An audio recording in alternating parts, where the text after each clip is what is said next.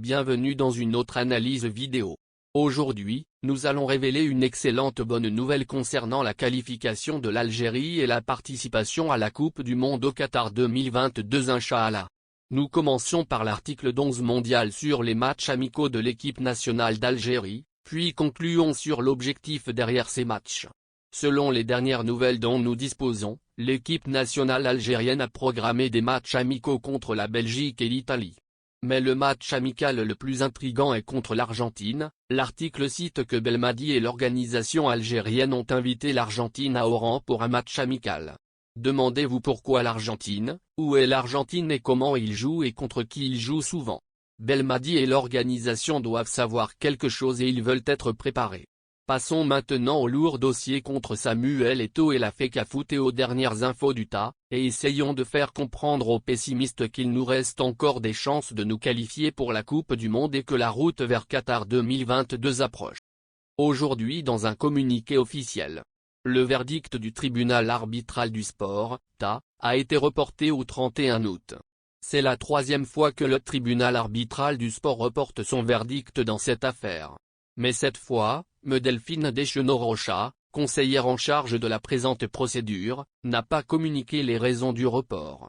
Mais on sait que le dossier Samuel Eto'o et la Fecafoot devient trop lourd et sérieux, et nécessite plus de temps pour les découvertes et les investigations complémentaires. De plus, ces délais sont probablement demandés par les avocats, pour l'intégration de plus d'actes répréhensibles qui ne sont pas connus publiquement pour le moment ou simplement les avocats ont besoin de plus de temps pour plaider correctement l'affaire. Pour l'instant, nous savons seulement que le cabinet d'avocats Morgan Sport Law, qui représente les intérêts de certains acteurs du football camerounais en procès contre la Fecafoot, a en premier évoqué la vacance de Samuel Eto'o fils un jour après sa condamnation pour fraude fiscale. Dans une correspondance envoyée au tribunal arbitral du sport, TA, Morgan Sport Law cite l'article 47 des statuts de la Fecafoot, qui prévoit que le poste de président est considéré comme vacant si celui qui l'occupe se retrouve en situation d'incompatibilité ou d'inéligibilité en cours de mandat. Ce qui est désormais le cas de Samuel Eto'o fils puisque sa condamnation le rend désormais inéligible. Comme nous l'avons mentionné précédemment, le délai peut être initié pour enquêter sur d'autres actes répréhensibles.